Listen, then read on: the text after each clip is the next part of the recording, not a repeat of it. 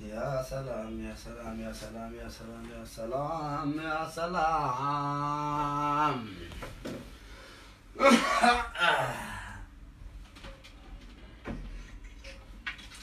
وافي دي ناني دي تاتيس ودينا هادو فرسكي ياي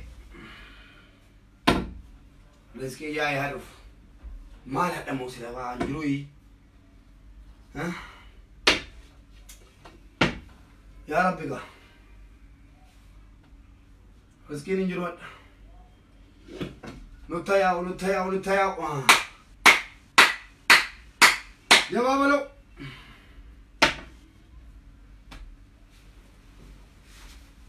جابا هاي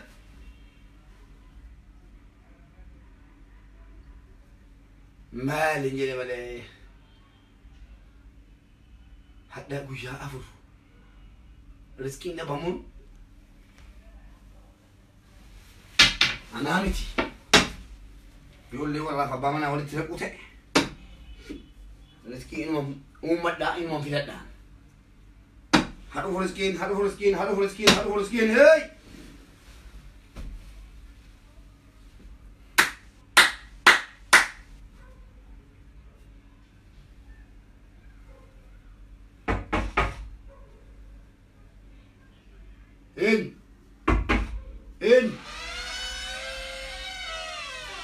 إن نجني ما يوصل سينجني أنا بيجابو.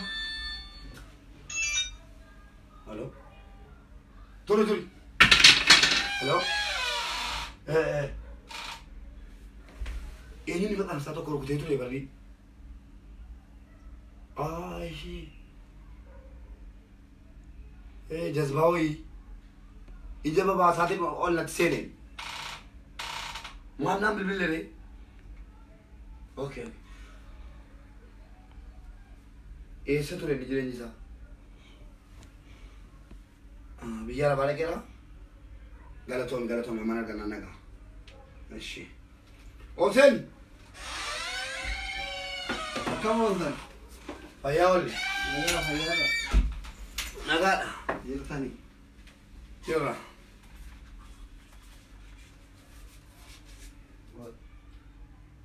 جالس تشكاي مالتي قمم أكون أش سيرك إن جنبتوت ديفهم بيجي كسمة هذا ما سألني قال قبل يبغى تماجد ديفهم بيجي أورما وان تري فار بيجي كيف كان وان بيجي في ديفهم أنا أوف كورس شامل فار بيور ما تسده بيجي أورما تري هم بقول شيء كذي يقول مال بيور مال كلا كون مال بيور مال كلا ما تصير هذا شنو بيجي كيسة تسو جرمال جيرنا خنا فوي فتشوفي ديمه بيجي سابع دورتي ما لسانو إن بيكان جراني ركوا ويتنتي ماتشو ولا غافة ليس برا رفاه يرو ماتمكا آسي بالبرا أوته ركوا كهوندا بيكاني موزي برتقانا تفاحة كنا جيسي دكي صدق بيانا تدا يولم بيعرفا أتورني تفاحة بيعرفا كذا تفاحة موزي أتاكلتي غرغرة تجرا ثم جيت ترى إن ركوا بيوت عربا هوندا كذا سمودة سيهي ماني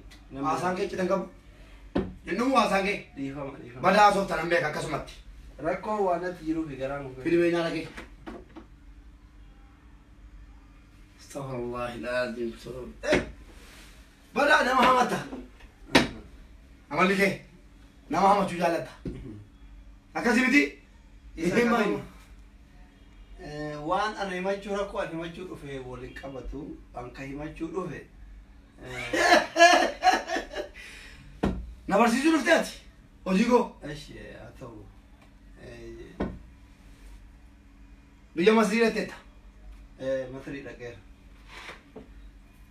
بيجا سوداني لتيتا سوداني لكير دور مصري لتيكاتي سودان لتيكمان كواتاري لتيتا لكير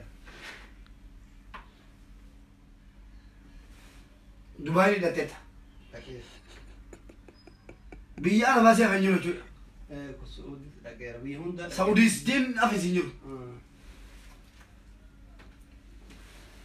سعودي كلهم معامي ريالا سعودي كنا جدا ما نيادا ركوب warri OMN illee warri OBN illee warri OBS illee shan illee akkanuma nu nyaataa turte.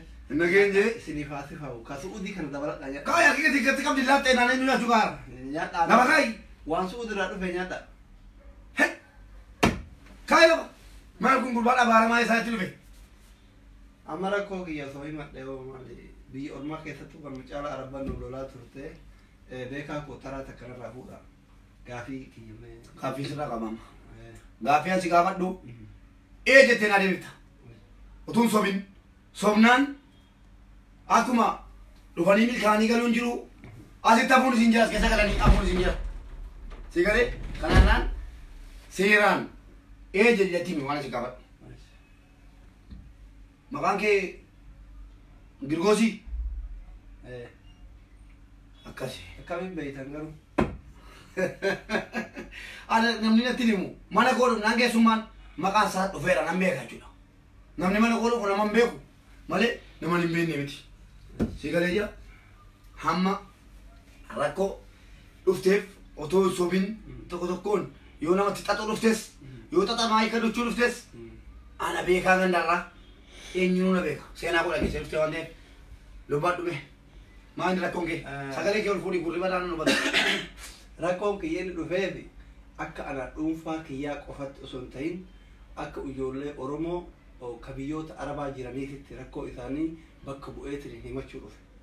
Innis maal yoo jettan tokko ijoolleen biyya Arabaa ka dhiiras ka shamaraas hin dalagatu waan dalagataniin saba isaanii gargaaru rakkataa gargaaru dheebotaa gargaaru beekaa simatu hayyuu simatu sheeka simatu hunda isaanii simatu.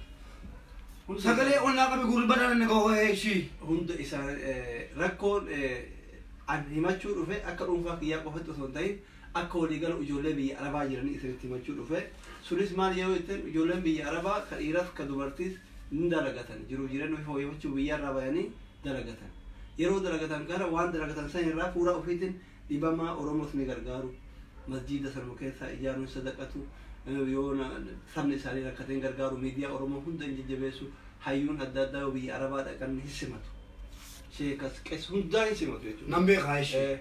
Garuu mootu ijoolleen keenya akka biyya Arabaa jiran kun roowwan isin himachuu barbaadu eega kana godhanii booda akka ilmaan Oromoo tokkotti osoo Oromoo bira dhaabatan waan hunda Oromoo osoo qoodaman garuu mootu warroonni nu beekaa kenna jenneetiin simannu gargaaru bira dhaabannu kun miidiyaan nu miidiyaa kenna jenneetiin waan qabnu mana Arabaa dalagaa re'ee Arabaa eegaa gaala eegaa dalagaa humnaa hammaala dalagaa gargaaru kun yeroo ijoolleen biyya Arabaa shamarran keenya Arabni fooq irraa darbitu yeroo ijoollee keenya ka dhiiraa akka malatti huduuda gubbatti rasaasni dha'ee miilli irraa citu yeroo ijoolleen keenya amma hayyuu wayii dhufee akka tasaa yoo shorxaan qabu nama 200 nama 1000 akkamitti miidiyaa ammaan Oromoo tokkochi OBN hin jira OBS hin jira ONN hin jira OMN hin jira akkamitti rakkoo ijoollee keenya ka biyya Arabaa kana hayyummaan tokkochi hayyuun Oromoo tokkochi qaamni mootummaa tokkochi miidiyaan mootummaa tokkochi irraa dubbatu demee waan kana beeku.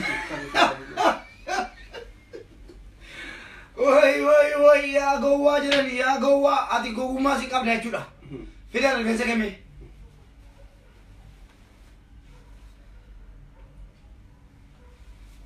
Gowwummaa si qabda. Nama hamachuullee jaallata. Waa'ee keetiitu ifa seenatti mul'ata naamni.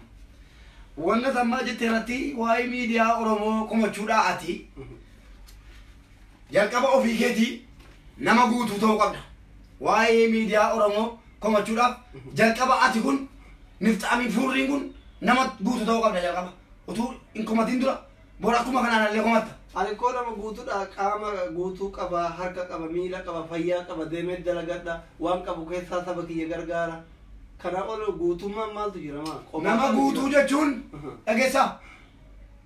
Ana maal jettee natti dhufte beekaa jettee natti dhufte miti beekaa gochuun barbaade narraa dhagaye.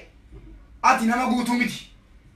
Nama guutuu jechuun ija qabaachuu funyaan kana baatanii deemuutu hin ta'in ilkaan baachuutu hin ta'in gurra baachuutu hin ta'in fayyaa qabaachuutu hin ta'in nama guutuu namni jedhamu yeroo ammaa nama maallaqa qabu. Sigalee gaafa maallaqa qabaatte miidiyaan manatti dhufee jedhee rukutee ati eenyunni obbo Abalu obbo Ekele Qeerqos jinni jedhee jechuudha si barbaadee manatti dhufee biyya addunyaatti si beeksisa biyya keessaa osoo hin taane silaan biyya keessaa qabeenya keetiin Alaamuddin jedhee si bara akkuma Alaamuddin beekame jechuudha inni biyya ormaatu si bara jechuudha qabeenya keetiin haa ta'u malee warra bucuu waqti tus hin beekin afan miidiyaatu si barsiisaa jechuudha gaafa qabeenya qabaattu annama guutuudha jedhi qolee kee ol qabadhu deemi namni bakka jirtutti si barbaada ammaati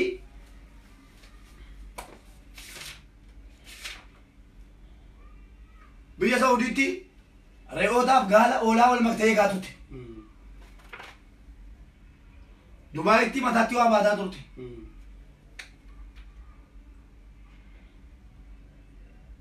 Masiritti deemtee asiiraa shonkoraa dhugaa turte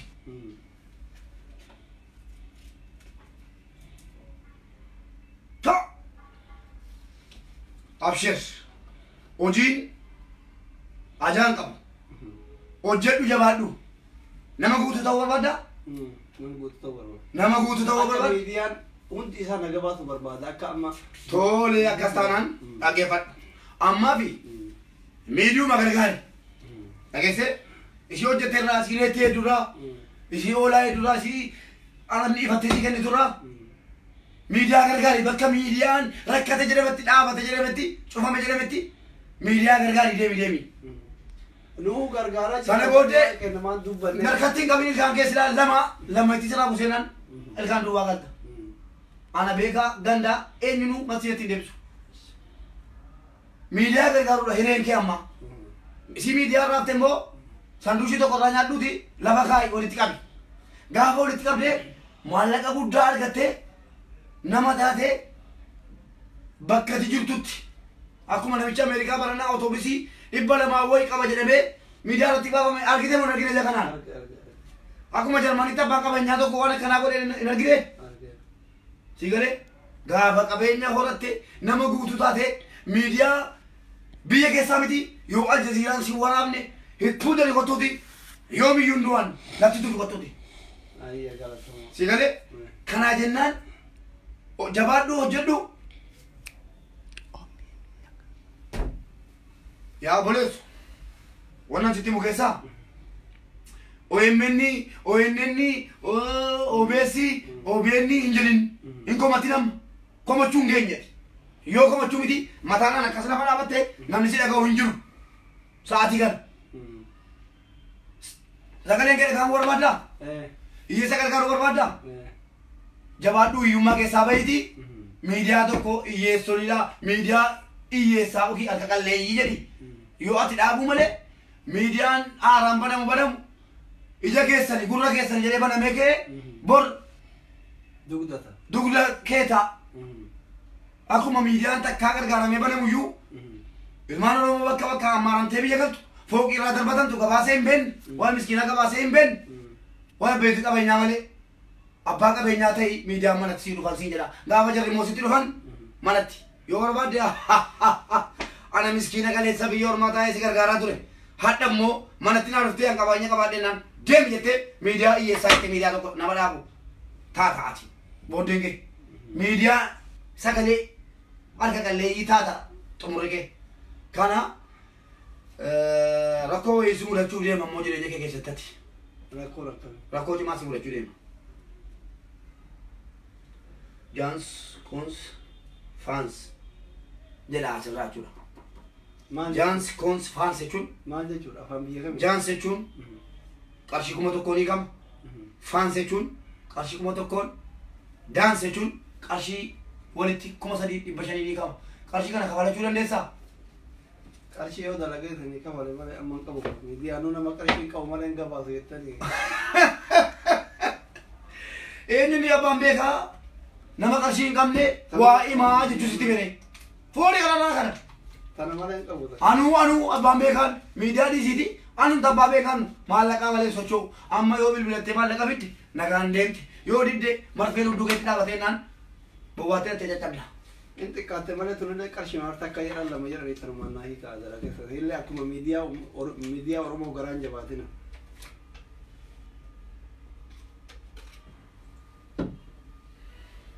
Ija keessan ilaali. infidda malaqa kana infidda gaafa haftaamii ta'e fida gaafa miidiyaan na barbaadu eegalee mamal godhee rakkataadha nu kun taqabu isinii kenna. Maal kun nama kaminatti dhufe boo hojiinaa fidennaan gogaa natti fidee gogaa.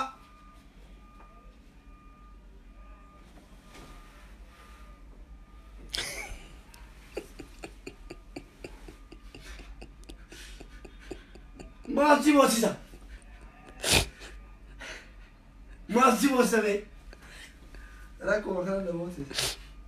Immoyin hin darba.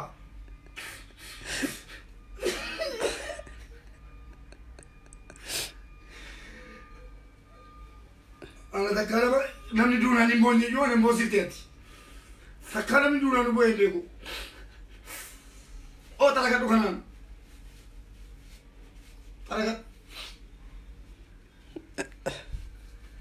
Akka gootu rakkoon si mudachuuf jiru atamma rakkataadha. Amma waggaa afuritti rakkinuma kee kanaan itti fuftaati. Si galee waggaa afur si hafa kanas. Samboota haftaamii ta'a. Midiyaan guutuun OMN illeen OBN illeen mana manarra deemee na barbaannarra waggaa afurii kan hin obsooman. Lakki dubbiin akkasiin kaane qoy. Obsi. Maalan si godha. Sons, Kens, Cons, Chans, Dons. Akka jedhu afaan chaayinaatiin barreeffamni keenya. Amma waggaa afur umriin kee meeqa? Waggaa 25. 25? Waggaa afur bicha obsiitii waggaa 29 irratti abshir. Samboota haftaamii ta'ee miidiyaan Oromoo guutuun manatti dhufeen waa'ee kiyya rakkoo badhoo kiyya gabaasa. Lakki. Rakkinaa wal bartee rakkina kee waggaa 25 baadhattee baachuu dadhabdee harka kennuu dhiiftee jalatti jilbeeffachuu dhiiftee jiraataa turte sanaa wal bartee wal simattee umrii kee haftee rakkinuma sanaan itti fuftaa. Akkasii abshir amma rakkinaa. Furmaanni jiru. Furmaanni kee rakkinaa wal baruu dadhabuunu. Eessa geessuuf? Kajii yadeeffadha. Egaa furmaanni jira maal godhata qabu baata daaboon. Benuka lammata barri kana dhageessin lammata maal lakkafamaa